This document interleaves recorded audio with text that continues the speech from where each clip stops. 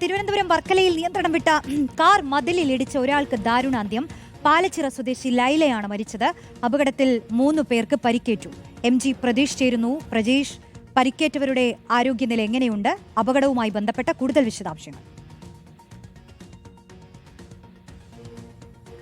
റോഷ്നി, വളരെ ദാരുണമായ സംഭവമാണ് ഇന്ന് ഉച്ചയ്ക്ക് വർക്കലയിൽ ഉണ്ടായത്. ഉച്ചയ്ക്ക് 2 മണിയോടുകൂടിയാണ് വർക്കല ദളവാപുരത്ത് വാഹനാപകടം ഉണ്ടാകുന്നത്. ഒരു കുടുംബത്തിലെ അംഗങ്ങൾ സഞ്ചരിച്ചിരുന്ന കാറാണ് നിയന്ത്രണം വിട്ട മതിലിൽ ഇടിച്ചത്. പാലച്ചിറ ഭാഗത്ത് നിന്നും മുക്കട ഭാഗത്തേക്ക് പോവുകയായിരുന്ന കാറ് ഇറക്കത്തിൽ നിയന്ത്രണം വിടുകയും സമീപത്തെ മതിലിൽ ഇടിക്കുകയുമായിരുന്നു. ഈ അപകടത്തിൽ പാലച്ചിറ കല്ലുപുരയ്ക്കൽ സ്വദേശിയായ ലൈലയാണ് മരിച്ചത്. 45 വയസ്സാണ് പ്രായം. ഈ കാറിൽ ഒപ്പമുണ്ടായിരുന്നവരെ വർക്കലയിൽ തന്നെ ഒരു സ്വകാര്യ ആശുപത്രിയിൽ പ്രവേശിപ്പിച്ചിട്ടുണ്ട്. ലൈലയെ ആശുപത്രിയിൽ എത്തിക്കുമ്പോഴേക്കും ലൈല മരിച്ചിരുന്നു എന്നതാണ് ആശുപത്രി അധികൃതർ അറിയിക്കുന്നത്.